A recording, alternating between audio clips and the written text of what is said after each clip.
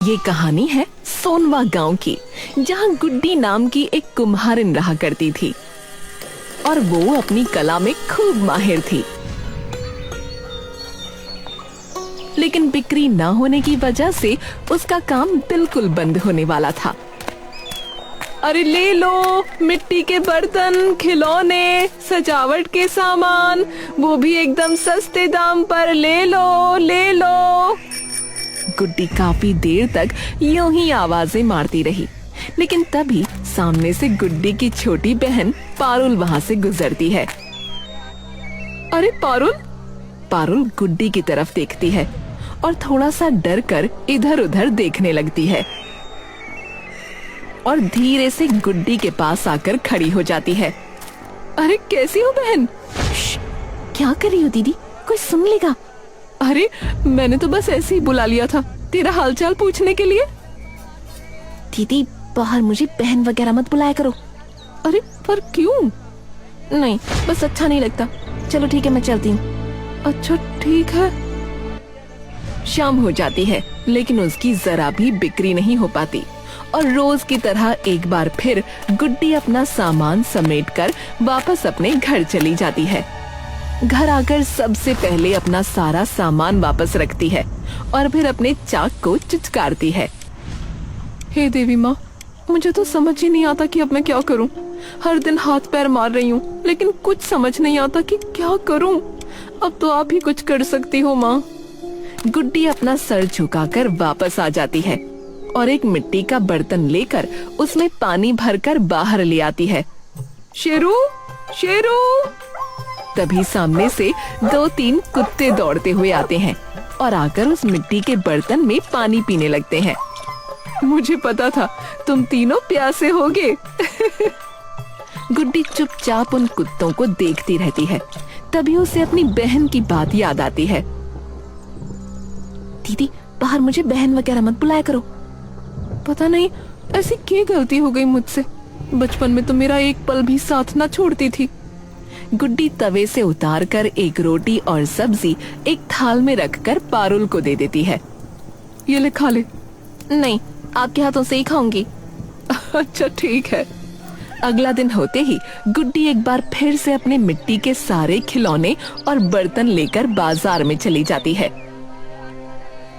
गुड्डी बाजार में बैठी अपना मिट्टी का सामान बेच रही थी। ले जाओ, मिट्टी के खिलौने, बर्तन एकदम सस्ते और टिकाऊ। ले जाओ, मिट्टी के बर्तन। तभी पारुल फिर से अपनी सहेली के साथ वहाँ से गुजरती है, लेकिन गुड्डी उसे देखकर अब की बार कुछ नहीं बोलती। ए पारुल, देख, ये तो तेरी बड़ी बहन है ना? अरे देख मत उस तरफ, वरना बुलाने लग जाएगी। इसकी शादी वादी नहीं हुई क्या? ये क्या कर रही है? अरे शक्ल ध्यान से देखी नहीं क्या तूने इसकी? बहुत रिश्ते आए थे, लेकिन जैसे ही इसे देखते थे सारे मना कर देते थे। तो खुद ही बता, ऐसी शक्ल से कौन ही शादी करेगा? अरे पवन जी भी तो इसी के लिए आए थे, लेकिन उन्हें मैं ही पसंद आ गई। हाँ तो अच्छा हुआ ना, देख कितने रईस खानदान में गई है तू और ऐश की जिंदगी जी रही है। देखो अपनी अपनी किस्मत है। मेरी शादी के बाद तो पापा भी गुजर गए और माँ तो बचपन में ही चली गई थी, तो तब से ये अकेली ही रहती है। और कुम्हारिन का ही काम मिला क्या इन्हें? पता नहीं क्यों मिट्टी में लथपथ हो गई रहती है। मुझे तो शर्म भी आती है इसे बहन कहने में। गुड्डी को ये सारी बातें सुनाई दे जाती हैं, लेकिन गुड्डी कुछ नहीं बोलती और चुपचाप वहीं बैठी रहती है। रोज की तरह सुबह से शाम हो जाती है, लेकिन आज भी गुड्डी की ज्यादा बिक्री नहीं होती और गुड्डी वापस फिर से अपने घर आ जाती है और सबसे पहले अपने चाक को चिचकारती है। तभी उसकी नजर मिट्टी पर जाती है। ओहो, मिट्टी भी खत्म हो गई है। कल जंगल से जाकर लेकर आनी पड़ेगी। कोई ना, इसी बहाने नदी की मछलियों को आटे की गोली या चिड़ियों को दाना भी डालाऊंगी। सुबह होते ही गुड्डी सारा दाना पानी लेकर जंगल चली जाती है और जाते ही सबसे पहले चिड़ियों को दाना डालती है और उसके बाद नदी की ओर चल देती है। लेकिन जैसे ही वो नदी के पास पहुंचती है, उसे दिखता है कि नदी में काफी सारा कूड़ा करकट इकट्ठा हो रखा है। हे भगवान, कितना गंदा पानी कर दिया। गुड्डी तुरंत मछलियों की गोली की थैली नीचे रख नदी में पड़ा कूड़ा कचरा साफ करना शुरू कर देती है और कुछ ही देर में सारा कचरा वहाँ से निकाल देती है। लो बताओ, बेचारी मछलियाँ कैसे सांस ले रही होंगी। और फिर वो मछलियों को आटे की बनी गोली आराम से बैठकर खिलाने लगती है। लेकिन अपनी बहन की कही हुई बातें अब भी उसके जहन में चल रही थीं। थोड़ी देर में गुड्डी मछलियों को खाना खिलाकर मिट्टी इकट्ठा करने लगती है कि तभी उसे बड़े से एक पेड़ के नीचे एक बुढ़िया बेहोश पड़ी दिखती है। हे भगवान! गुड्डी तुरंत दौड़ते हुए उस बुढ़िया के पास आती है और उसे पकड़कर पेड़ के सहारे बिठा देती है और उसका मुंह थपथपाने लगती है। माँ जी, अरे माँ जी, उठिए ना माँ जी। माँ जी, तुम कौन हो बिटिया? माँ जी, मेरा नाम गुड्डी है। मैं यहाँ से गुजर रही थी, तभी मैंने आपको यहाँ गिरा देखा। आप ठीक तो है ना? अरे बेटा, जंगल में थोड़ी लकड़ी लेने आई थी, पर अब शरीर इतना कमजोर हो गया है कि चक्कर आ गया और यहाँ पे गिर गई। तो आपने किसी और को भेजा क्यों नहीं? अरे बिटिया, अकेली रहती हूँ, कौन आएगा मेरे लिए? और अब तो ऐसा लगता है जैसे पूरी दुनिया को मुझसे चिढ़ है। गुड्डी चुपचाप उस बुढ़िया की तरफ देखती रहती है। क्या हुआ बेटी? मुझे भली भांति पता है माँ जी, आपको कैसा लग रहा है। कैसे? गुड्डी उसे सारी बात बता देती है।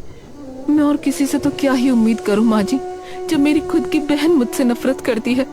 मैं तो चाहती हूँ कि अगले जन्म में बस खूबसूरती दे दे भगवान। नहीं बेटा, सूरत नहीं, सीरत पूरी जिंदगी साथ रहती है और तुम्हारी नीयत ही तय करती है कि तुम्हारी जिंदगी कैसे बीतेगी। वैसे बेटा, मुझे प्यास लगी है, थोड़ा पानी लाके पिला सकती हो? जी माँ जी, मैं साथ में ही लाई हूँ पानी अपने घर से। गुड्डी अपने थैले में से पानी की बोतल निकालती है। ये लो माँ जी।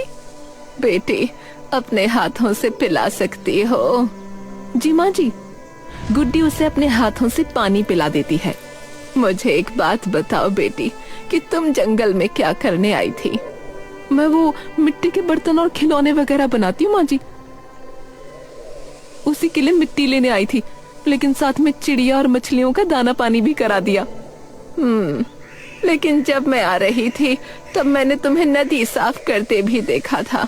हाँ माँ जी, क्या बताऊँ, लोगों ने इतनी गंदगी कर रखी है ना कि मुझसे देखा ही नहीं गया, तो साफ करनी पड़ी। तुम ये सब क्यों करती हो बेटी? कोई और तो करता नहीं। मिट्टी और पानी, ये दो चीजों से ही तो मेरे जैसी कुम्हारिनों का पेट पलता है माँ जी। मेरा भी तो फर्ज बनता है ना कि उसी मिट्टी और पानी का ध्यान रखूं। वो बुढ़िया तभी एकदम से उठ खड़ी होती है और एकदम से देवी में बदल जाती है। ये देखकर गुड्डी कुछ देर के लिए वहीं जमी रह जाती है। देवी माँ, आप यहाँ कैसे? आना पड़ा मेरी बच्ची, इतने अंधेरे में भी तुमने अपनी रोशनी कम नहीं होने दी। चुपचाप सब सहते हुए भी इस प्रकृति को देती रही, बिना उससे कुछ लिए। माँ, मुझे कुछ समझ में नहीं आ रहा, इस रोशनी को जलाए रखना बहुत मुश्किल होता जा रहा है माँ। मैंने कहा ना, नियत साफ हो तो आखिरकार सब ठीक होता है। तभी देवी माँ के हाथ से एक चाक प्रकट हो जाता है। ये लो, आज से तुम जो भी काम करो इसी पर करना। ये क्या है माँ? तुम्हारे कर्मों का फल है बेटी, पर हाँ, एक बात याद रखना, ये तुम्हारी जरूरत के लिए है, इच्छा के लिए नहीं। और ये चाक हर एक स्पर्श को पहचानता है। अगर कभी इस पर लालच या अभिमान का स्पर्श हुआ तो ये चाक उस इंसान के गलत कर्मों को उसी पल लौटा देगा। और जब तक वो इंसान अपनी गलतियों को पूरे मन से नहीं स्वीकारता, तब तक उसके हाथों का स्पर्श भी मैला ही रहेगा। जी माँ, आपका बहुत बहुत धन्यवाद माँ, इस कृपा के लिए। आपके एक दर्शन ने ही मानो मेरे सारे दुख हर लिए। गुड्डी उस चाक को उठाकर अब अपने घर ले जाती है। इसमें ऐसी क्या बात होगी जो ये खुद देवी माँ ने मुझे दिया? गुड्डी उस चाक के पास बैठ जाती है और कुछ मिट्टी उस पर डाल देती है। पहले ग्लास बनाकर देखती हूँ। गुड्डी उस चाक पर एक ग्लास बनाने लगती है। जैसे ही ग्लास बनकर तैयार होता है तभी वो मिट्टी से बदलकर लोहे का हो जाता है। हैं? ये क्या हुआ? गुड्डी उस ग्लास को देखकर एकदम चौंक जाती है। ये तो चमत्कार हो गया। गुड्डी अपने मंदिर में रखी देवी माँ की तस्वीर देखती है और उनके सामने अपना सर झुका लेती है। हे देवी माँ, आपका बहुत बहुत आभार, बहुत आभार। गुड्डी अब उस चाक पर कई सारे बर्तन बना देती है और देखते ही देखते सभी मिट्टी के बर्तन स्टील और तांबे के बर्तनों में बदल जाते हैं। इन बर्तनों को तो मैं आराम से बेच सकती हूँ बाजार में। एक काम करती हूँ, खिलौने भी बनाकर देखती हूँ। गुड्डी उस चाक पर खिलौने बनाना शुरू करती है और देखते ही देखते वो खिलौने भी खूबसूरत खिलौनों में बदल जाते हैं। गुड्डी ये देखते ही एकदम खुशी से उछल पड़ती है। अरे वाह, अब तो कल बिक्री ही बिक्री हो जानी चाहिए। अगला दिन होते ही गुड्डी सभी खिलौनों और बर्तनों को लेकर बाजार चली जाती है। वहाँ जाकर वो सभी चीजें बेचना शुरू करती है। तभी एक बच्चा वहाँ आता है। पापा, पापा। तभी उस बच्चे के पापा भी वहाँ आ जाते हैं। अरे, अब क्या हुआ? पापा, मुझे ये खिलौने लेने हैं। बता, तुझे कौन सा लेना है? बच्चा उनमें से एक खिलौना उठा लेता है। अब इसके कितने हो गए बहन जी? 60 रुपए हो गए भाई साहब। ठीक है, दे देना इसे। जी। गुड्डी उनका खिलौना एक थैली में डालकर उन्हें दे देती है और पैसे लेकर वो वहाँ से चले जाते हैं। आज तो बैठते ही बोनी हो गई। तभी कुछ औरतें भी वहाँ आ जाती हैं। अरे बहन जी, ये थाली पीतल की है क्या? जी हाँ बहन जी। मैं तो सोच रही हूँ ले लूं। हमारे घर की थालियाँ तो पुरानी हो गई हैं सारी।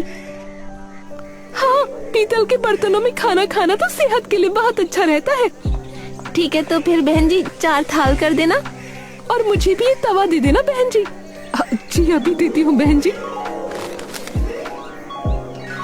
कितने हो गए बहन जी? जी 500 हो गए। इन सभी चीजों की? जी हाँ। ये तो बाकी दुकानों से बहुत सस्ता है। मैं तो अगली बार यहीं से लूंगी सामान। सच में, मेरे देवर की शादी आने वाली है। जब सामान चाहिए है लेन देन के लिए तो मैं तो यहीं से ले जाऊंगी। जी बहन जी, आपकी ही दुकान है, जब मर्जी आइए। देखते ही देखते शाम तक गुड्डी का सारा सामान बिक जाता है। अरे वाह, सारा सामान बिक गया आज तो। ये तो कमाल ही हो गया।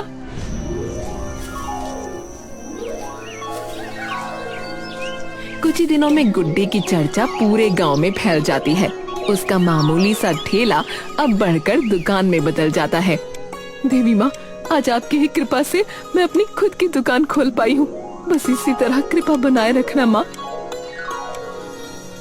बहन जी, जरा सुनिएगा। क्या हुआ बहन? आपके पास कुछ खाने को है क्या बहन जी? खाने का? हाँ बहन जी, एक रोटी भी हो तो दे दीजिए। पिछले 2 दिन से मैंने कुछ नहीं खाया।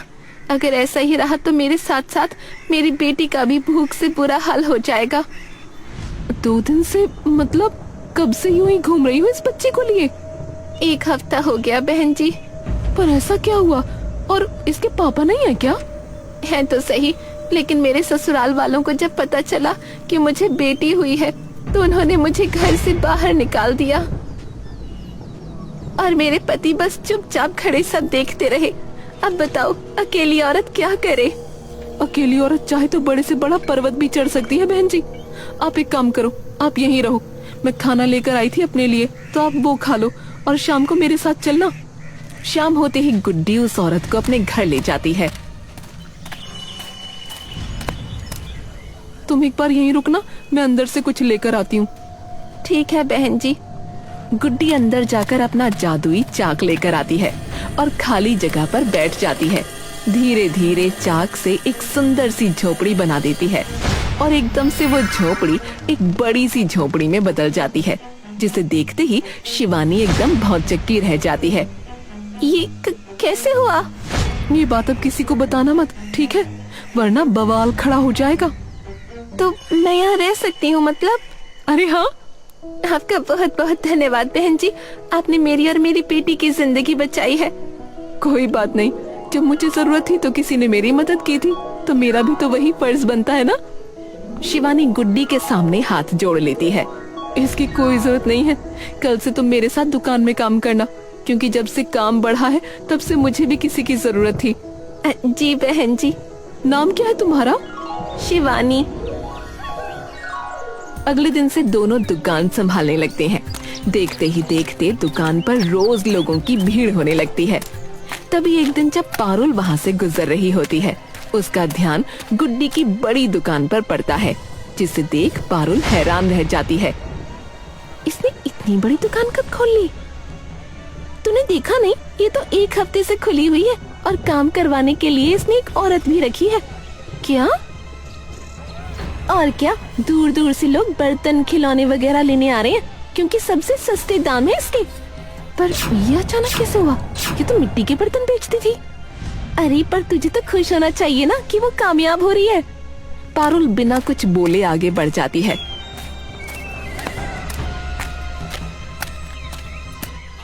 अरे क्या हो गया तुम्हें? मुंह क्यों बनाए बैठी हो? कुछ नहीं। फिर ऐसा मुंह क्यों बनाया हुआ है? कहा ना कुछ नहीं हुआ। अच्छा, वैसे तुमने सुना, गुड्डी दीदी ने बहुत बड़ी दुकान खोली है। तो मैं क्या करूं? किसी से कर्ज लेकर बैठी होगी। अरे नहीं, उनकी बिक्री बढ़ी है और वो एकदम खरा सामान सस्ते दाम पर बेचती हैं। मेहनत की है उनने। तुम्हें बड़ा गर्व महसूस हो रहा है उन पर। जाओ जाकर उन्हीं की दुकान पर काम कर लो। अरे मैं तो बस कह रहा था कि मेहनती हैं वो। मैं कोई खाली बैठी नहीं रहती यहाँ। पारुल गुस्से में घर से बाहर निकल जाती है और सीधा गुड्डी के घर के बाहर आकर खड़ी हो जाती है। मैं भी देखूं आखिर मिट्टी से तांबा और स्टील पर कैसे आ गई है। पारुल चुपके से घर की खिड़की के अंदर झांकती है, जहाँ गुड्डी जादुई चाक पर बर्तन बना रही होती है और वो बर्तन मिट्टी से स्टील और तांबे में बदल जाते हैं। ये कैसे हो सकता है? ये देखते ही पारुल के मन में लालच जाग उठता है। अगर ये मेरे पास हो तो कितना फायदा हो जाए। बैठे बैठे सब बना लूं। और वैसे भी ये अकेली रहती है, मेरे पास तो पूरा परिवार है। अगले दिन जैसे ही गुड्डी दुकान पर जाती है, तभी पीछे से पारुल हाथ में हथौड़ा लेकर आती है। हाँ, गई ये। पारुल गुड्डी के घर का ताला तोड़ देती है और चाक उठाकर अपने घर ले जाती है। पहले मिट्टी ले आऊं, फिर देखूंगी इससे क्या बनता है। सोने के बर्तन बनाऊंगी मैं तो। पारुल बाहर से मिट्टी लाकर चाक पर बैठती है, लेकिन जैसे ही पारुल चाक चलाकर बर्तन बनाती है, चाक जोर जोर से हिलने लगता है। हे भगवान, ये क्या हो रहा है? बचाओ, बचाओ!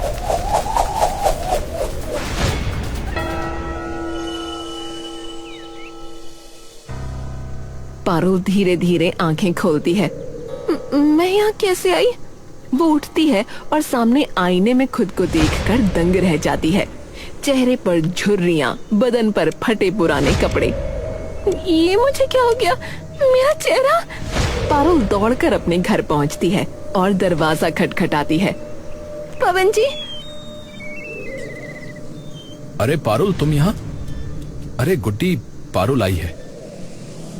मैं यहाँ, और गुड्डी यहाँ क्या कर रही है? तभी गुड्डी वहाँ आती है। आप यहाँ क्या कर रहे हो? ये क्या बात हुई भला? मेरा घर है ये। आपका कैसे हुआ? ये मेरा घर है और वो मेरे पति हैं। ए, तूने अपनी शक्ल देखी है? तेरी औकात भी है इस घर में रहने की? पवन जी, आप ही बताइए ना इन्हें कि मैं आपकी बीवी हूँ। क्या बहकी बहकी बातें कर रही हो तुम पारुल? बहकी बहकी बातें तो आप कर रहे हो। तभी गुड्डी कसकर पारुल का हाथ पकड़ती है और उसे बाहर की ओर धकेल देती है। खुद का परिवार नहीं मिला तो मेरा परिवार खाने आ गई। शक्ल देखी तूने अपनी? तेरी औकात है? ऐसी जगह पर शादी हो तेरी? गुड्डी उसके मुंह पर गेट बंद कर देती है। क्या पागल पागल हो गई है क्या ये? मुझे क्या पता, पागल ही रही होगी उस झोपड़े में अकेले रहते रहते। मुझे तो शर्म भी आती है इसे अपनी बहन कहने में। पारुल बाहर खड़ी ये बातें सुन रही थी। मुझसे शर्म क्यों?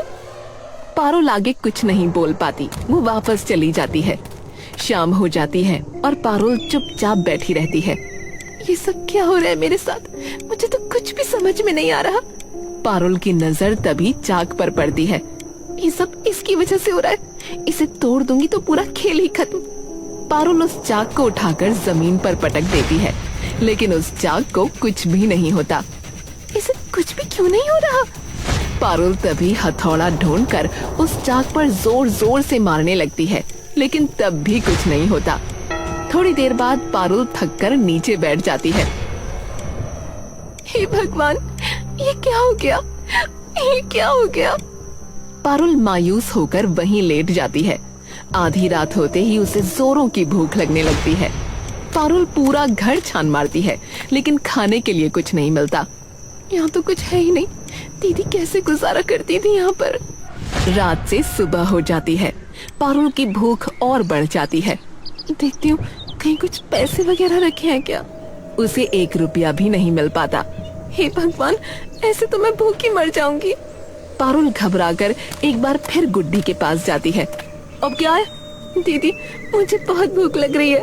आपके घर में ना कुछ खाने को है, ना पैसे हैं। मेरा घर नहीं, वो तेरा घर है, और तुझे खिलाने के लिए ना बैठी मैं। घर जाकर अपने मिट्टी के बर्तन बेचकर कमा, जो रोज करती है। मेरी ठेकेदारी थोड़ी है तेरा पेट भरने की। गुड्डी एक बार फिर पारुल के मुंह पर दरवाजा बंद कर देती है। पारुल चुपचाप वहीं खड़ी उस दरवाजे को देखती रहती है।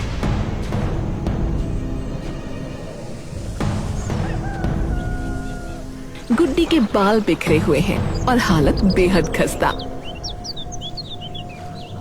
पारुल दरवाजा खोलती है। आप? पारुल बहन, वो तेरी मदद चाहिए थी। मेरी मदद? 2 दिन हो गए बहन, जरा भी बिक्री नहीं हुई और कुछ खाया भी नहीं है। अगर तेरे पास थोड़े पैसे हो तो दे दे, बाद में लौटा दूंगी। बिल्कुल भी शर्म नहीं आती ना आपको? घर पर आ गई पैसे मांगने। अगर काम नहीं चल रहा तो कुछ और कर लो ना, यहाँ पर मत आया करो। मेरी ठेकेदारी नहीं है आपका पेट भरने की। पारुल जोर से गुड्डी के मुंह पर दरवाजा बंद कर देती है। हे भगवान, ये मैंने कैसा पाप कर दिया? पारुल रोती हुई वापस अपने घर आ जाती है और चाक के सामने आकर बैठ जाती है। शायद जो हुआ सही हुआ। जो अपनी माँ जैसी बड़ी बहन के साथ ये कर दे, वो इसी सजा की हकदार है। पारुल उठकर थोड़ी सी मिट्टी ले आती है और चाक के पास बैठ जाती है। थोड़ी बहुत चीजें बना लेती हूँ, क्या पता उसी से कुछ पैसे मिल जाएं। जैसे ही पारुल चाक को हाथ लगाती है, चाक एक बार फिर जोर जोर से हिलने लगता है और एकदम से पारुल को अपने अंदर खींच लेता है। पारुल उठकर देखती है, वो वापस अपने घर आ चुकी है, उसी पुराने कपड़ों में। वो दौड़कर आईने के पास जाती है। हे भगवान, तेरा बहुत बहुत शुक्रिया। उसका चेहरा पहले जैसा हो चुका होता है।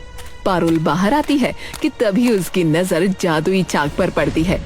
पारुल वो चाक उठाकर गुड्डी की दुकान की ओर चल देती है। गुड्डी और शिवानी दुकान पर बैठी होती हैं। तभी पारुल हाथ में चाक लिए वहाँ आती है। दीदी, पारुल तू यहाँ? गुड्डी की नजर चाक पर पड़ती है। ये तेरे पास कैसे आया? मैंने आपके घर से चुराया था दीदी। मतलब? पारुल सारी बात गुड्डी को बता देती है। मुझे नहीं पता ये सब क्यों हुआ। मुझे पता है। मतलब? मैं ये नहीं बता सकती कि ये मुझे किसने दिया, लेकिन जिसने दिया उसने कहा था जिसके स्पर्श में लालच या अभिमान होगा, ये चाक उसके कर्म को उसे वापस लौटा देगा। पारुल सिर झुका लेती है। दीदी, माँ के जाने के बाद आपने कैसे मुझे अपने हाथों से रोटी खिलाई थी, याद है? कैसे नहीं याद? मेरे बिना तो खाना तक नहीं खाती थी। और आपको याद है जब आप मेरे घर पैसे मांगने आई थी तब मैंने क्या कहा था? गुड्डी चुपचाप उसकी तरफ देखती रहती है। मैंने कहा था मेरी ठेकेदारी नहीं है आपका पेट भरने की। उस बहन को जिसने मुझे कभी भूखा नहीं सोने दिया, जिसने माँ बनकर मुझे पाला, मैं तो माफी के लायक भी नहीं हूँ दीदी। पारुल फूट फूट कर रो पड़ती है और गुड्डी उसे सीने से लगा लेती है। बस बस, तुझे अपनी गलती समझ आ गई ना, मेरे लिए वही काफी है। पता नहीं दीदी, मैं आपकी माफी के लायक भी हूँ कि नहीं। अरे बुद्धू, ऐसा कुछ नहीं है, चल चुप हो जा। पारुल काफी देर तक गुड्डी से लिपटकर रोती रहती है। दीदी, जादू आप में है, चाक में नहीं। तभी शिवानी भी बोल पड़ती है। दीदी ये बात बिल्कुल सही है, आप चाहती तो इस चाक को अपने लिए इस्तेमाल कर सकती थी, लेकिन आपने किया सिर्फ दूसरों के लिए। अगर आप ना होती तो मेरा और मेरी बच्ची का क्या होता? मुझे बस एक ही बात की खुशी है कि मुझे मेरी बहन वापस मिल गई। पारुल गुड्डी की ओर देखती है। दीदी आज मेरे घर खाना खाने चलोगी? गुड्डी की आंखें भर आती हैं। और इस बार सारा खाना मैं अपने हाथों से तुम्हें खिलाऊंगी। हाँ ठीक है।